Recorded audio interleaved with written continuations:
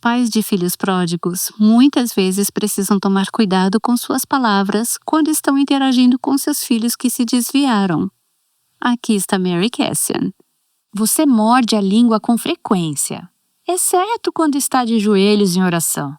E esse é o momento em que você não deve morder a língua. Você derrama o seu coração e suplica ao Deus do céu que envie seus mensageiros para a vida do seu filho ou filha.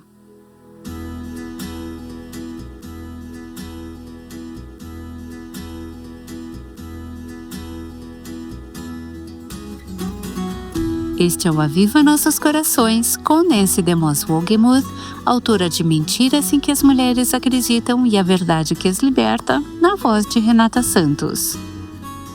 É realmente interessante observar como as pessoas se relacionam com aquelas de quem discordam, seja pessoalmente ou nas redes sociais. Por exemplo, alguém pode estar abrindo o coração sobre determinado assunto e outra pessoa entra apenas para apontar um erro gramatical. Ou talvez você ouça outra pessoa dizendo algo doutrinariamente incorreto e o seu impulso seja corrigir aquele pensamento errado ali mesmo, na hora.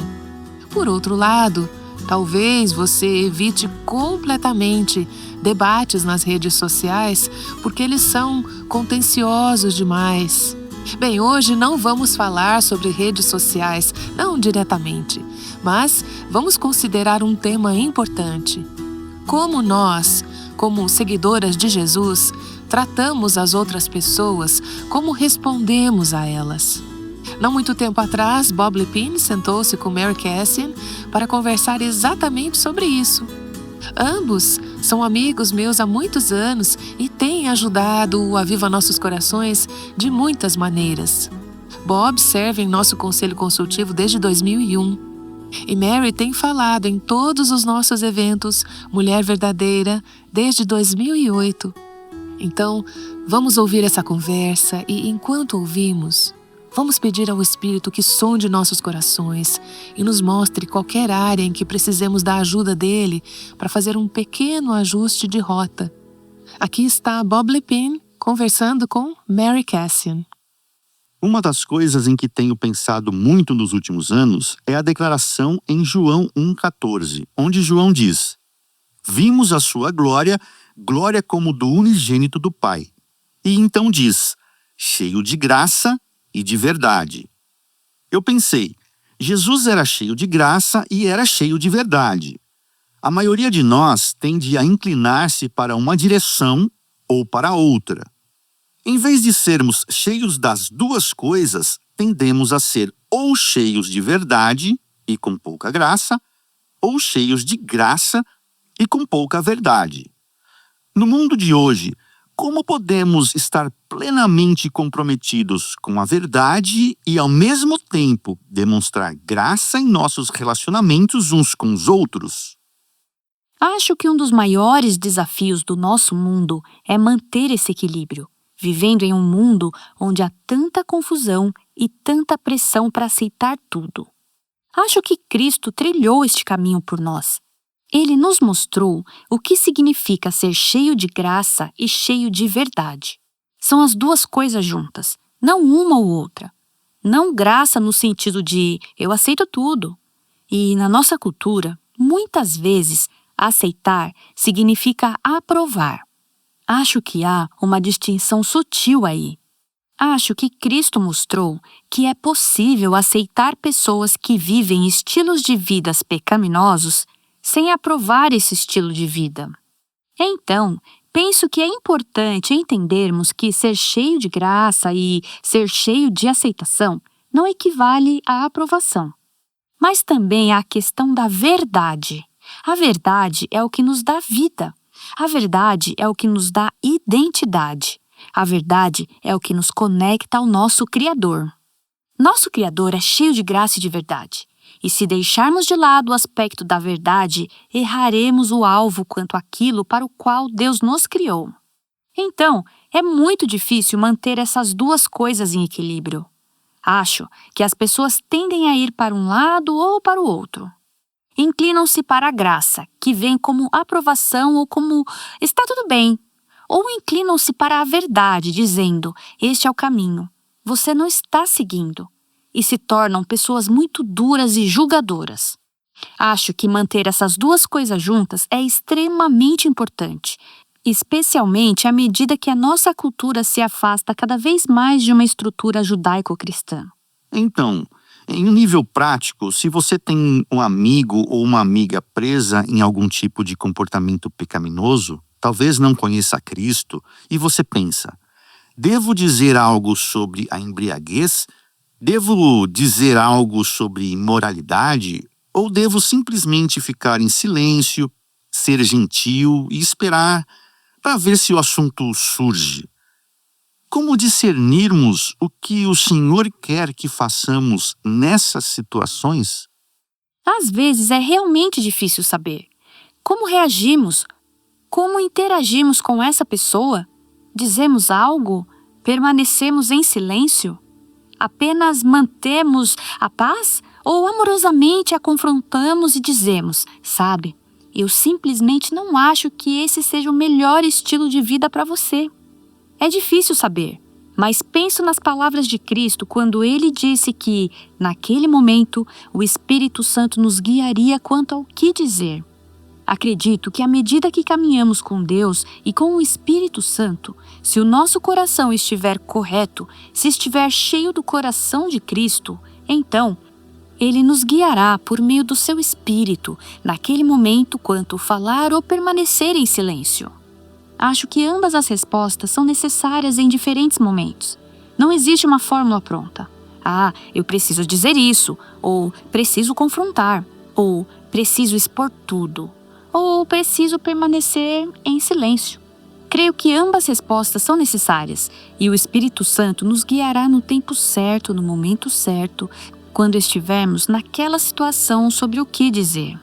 Podemos ser ousados e gentis ao mesmo tempo? Podemos ser proféticos e ainda demonstrar amor e graça ao mesmo tempo? É totalmente possível ser ousada e gentil ao mesmo tempo, demonstrar graça e bondade, e ainda assim permanecer firmemente na verdade.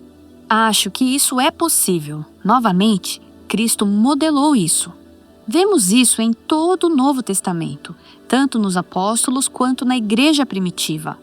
Havia bondade e uma disposição amorosa em relação às pessoas e aos outros. E, ao mesmo tempo, havia ousadia ao dizer: foi isso que Jesus disse. Foi por isso que ele se posicionou. Esta é a história do Evangelho. E, se amamos as pessoas, como podemos negar isso a elas? Como podemos negar a verdade? Como podemos negar aquilo que lhes trará plenitude e vida e aquilo que teve um impacto tão profundo em nossas próprias vidas? Isso é falar a verdade em amor. É para isso que Efésios nos chama. Alguém me disse certa vez que Jesus, antes de virar as mesas dos cambistas, chorou por Jerusalém. E essa pessoa disse: antes de se tornar profético, pergunte a si mesmo: você já chorou pelo que está vendo? Ou apenas está chegando com raiva e censura? Acho que o choro anda de mãos dadas com o ser profético. Todos os profetas choraram. Basta olhar para Daniel, Isaías e Jeremias. Aquilo que ouviram do Senhor os fazia chorar pelo povo. Ter um coração rasgado pela compaixão e pelo desejo que as pessoas se arrependam e vejam a verdade em Cristo. Acredito que, para falarmos a nossa cultura, aos nossos amigos, aos nossos entes queridos e até às pessoas que não conhecemos, é necessário ter um coração quebrantado e sensível diante do Senhor. E, mais importante ainda, porque reconhecemos que nós mesmos estamos na mesma condição, que também precisamos tanto da misericórdia, da redenção e da bondade de Deus. Sem isso, estaríamos perdidos. Creio que precisamos enxergar nosso próprio quebrantamento e ter lágrimas nos olhos pela condição da humanidade, inclusive a nossa, como pessoas quebradas. Você encontrou uma maneira de discernir se o seu coração está cheio de julgamento e justiça própria, ou se você realmente tem compaixão por quem está falando? Para saber onde você está ao se relacionar com alguém? Acho que quando entramos em um relacionamento com a atitude de eu vou consertar você, ou eu tenho o poder de consertar você, ou ainda eu tenho as respostas, então não estamos nos aproximando da maneira correta. Acho que a forma como o Senhor deseja que nos aproximemos é: eu também não tenho as respostas, mas conheço alguém que tem. E nesse sentido de dependência, reconhecer, não sou eu. O que estou dizendo é o que Jesus disse, e é onde encontro vida, porque eu também preciso disso. Acho importante. Também é importante orar a respeito e pedir orientação ao Espírito Santo. Algo como: estou me aproximando com uma atitude de superioridade? Todos nós temos lutas. O coração é desesperadamente enganoso acima de todas as coisas. Então, pedir ao Senhor: o Senhor pode iluminar o meu coração? Pode me mostrar se há alguma atitude de superioridade, orgulho, ou senso de que eu estou certa e aquela pessoa está errada? Aproximar-se com profunda dependência e humildade, reconhecendo que eu também não tenho as respostas. Não sei o que é certo ou errado, e dependo da palavra de Deus para me instruir e me guiar. O lugar onde isso às vezes é mais difícil de praticar é com as mães e seus filhos adultos. Sim, é difícil como mãe de um filho adulto, porque o seu papel muda. Durante toda a vida, você foi aquela que guiou, instruiu e corrigiu. Mas quando o filho se torna adulto, ele tem um papel diferente, e você também tem um papel diferente em relação a ele. É uma fase diferente. Acho que essa é uma mudança difícil, porque como pais, temos a tendência de intervir e corrigir o filho. Ele não disse por favor e obrigado. Vamos corrigi-lo. E esse tipo de comportamento pode continuar na vida adulta e se tornar muito desagradável para o filho que agora é adulto. O relacionamento exige uma mudança em sua natureza e em sua dinâmica, de modo que, em certo sentido, a menos que lhe seja pedido um conselho, você não se aproxime pregando para o filho, dando sermões, tentando corrigir ou tentando controlar o comportamento dele. Porque isso é apropriado quando você é uma mãe de uma criança pequena. Você controla o comportamento dessa criança. Você ensina essa criança no supermercado. Não é apropriado fazer uma birra e exigir o chocolate na prateleira. Você ensina essa criança a não ser egoísta. Você exige um certo padrão. Mas então, à medida que o filho entra na vida adulta, de repente essa responsabilidade muda. Acho que a razão pela qual muitos pais têm dificuldade com filhos adultos que não estão andando com o Senhor e que não estão seguindo os caminhos nos quais foram criados é dupla. Acho que uma parte está do lado dos pais, quando o pai ou mãe ainda tem um desejo interno de controlar o comportamento do filho, em vez de conceder essa liberdade. E acho que também está do lado do filho, porque ele se acostumou a ter os pais tentando controlá-lo e ainda percebe que sempre que os pais dizem algo, é isso que estão tentando fazer. Então, acho que está dos dois lados. Não é um lado ou outro, mas penso que às vezes é útil ter uma conversa com o filho e dizer: eu sei que, como sua mãe, quando você era pequeno, tentei moldar e controlar o seu comportamento, porque essa era a minha responsabilidade. Mas agora, quero que você saiba que cumpri a minha responsabilidade e você tem a liberdade de escolher. Espero que você escolha aquilo que ensinei. Mas mesmo que não escolha, eu ainda amo você. Eu oro por você, eu apoio você. Ainda sou sua mãe e continuarei presente. Isso significa que você morde a língua com frequência com seus filhos adultos? Sim, você morde a língua com frequência, exceto quando está de joelhos em oração. E esse é o momento em que você não morde a língua. Você derrama o seu coração e suplica ao Deus dos céus que envie seus mensageiros para a vida do seu filho, de uma forma que faça sentido para ele, de uma forma que o chame, de uma forma convincente, de uma forma que desperte toda a verdade que você foi guardando nele ao longo dos anos. Acredito que o Senhor honra essas orações. Acredito que o Senhor realiza uma grande obra na vida dos nossos filhos, mesmo quando não temos consciência do que Ele está fazendo. Então, podemos orar. Podemos orar por amigos, podemos orar para que pessoas entrem na vida deles, podemos orar para que mensagens em livros cheguem até eles. Mas acho que, quando um filho é pródigo, há um momento como pais de simplesmente permanecer em silêncio, de não tentar corrigir, mas apenas amar esse filho e orar para que o nosso grande Pai Celestial traga sua correção para a vida dele. Vivendo como estamos em uma cultura cada vez mais pós-cristã, há muitos cristãos olhando para a forma como interagimos com a cultura e dizendo: ser gentil e amável é uma estratégia falida. Simplesmente não funciona.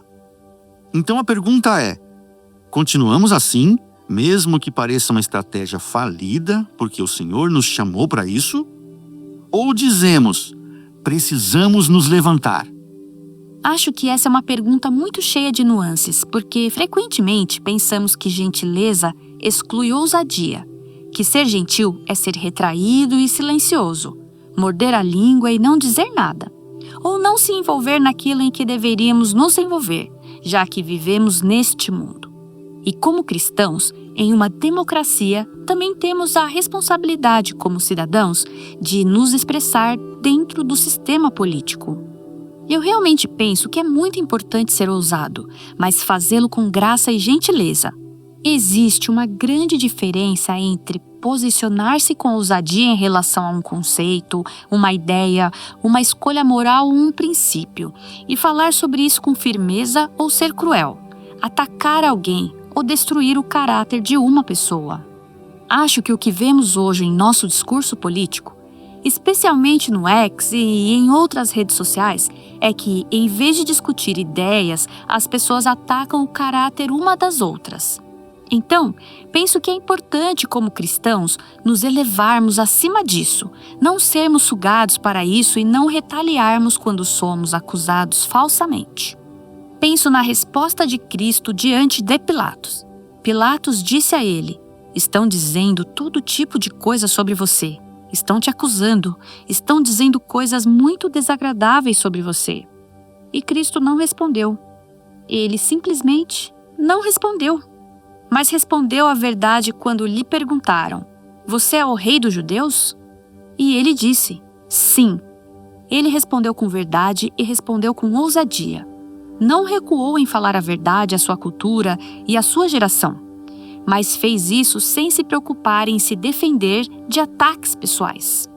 Ele não estava preocupado em se defender, apenas disse, em essência: não vou jogar esse jogo, não vou participar desse jogo de ataques pessoais, mas aqui está a verdade, e vocês precisam ouvi-la.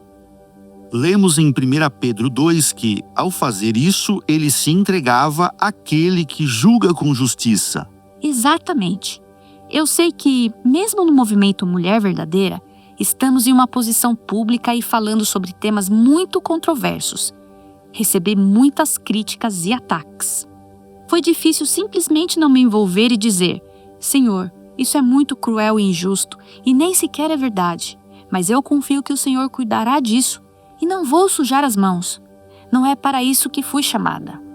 Acho importante e raro, e penso que essa é uma daquelas situações em que buscamos graça e verdade, falar a verdade com ousadia, mas fazê-lo com graça, gentileza e respeito, respeitando também todas as estruturas de autoridade que Deus colocou em nossas vidas. Então, mesmo quando discordamos das autoridades governamentais, não devemos desrespeitá-las, ou espalhar memes ofensivos, ou liderar ataques pessoais. Mas devemos dialogar com ideias, dialogar com a verdade e dizer: esta é uma má ideia. Acho que é uma má ideia. E estas são as razões pelas quais penso assim, em vez de dizer: esta é uma pessoa horrível.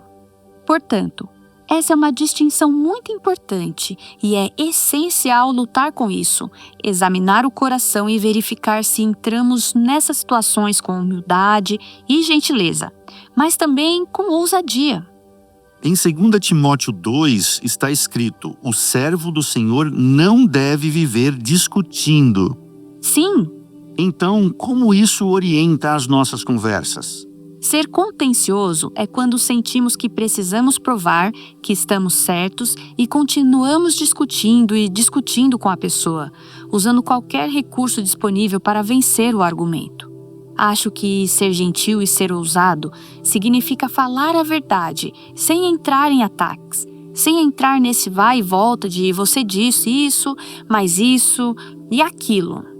Basicamente dizer, eu já expressei o que entendo ser verdade à luz da palavra de Deus.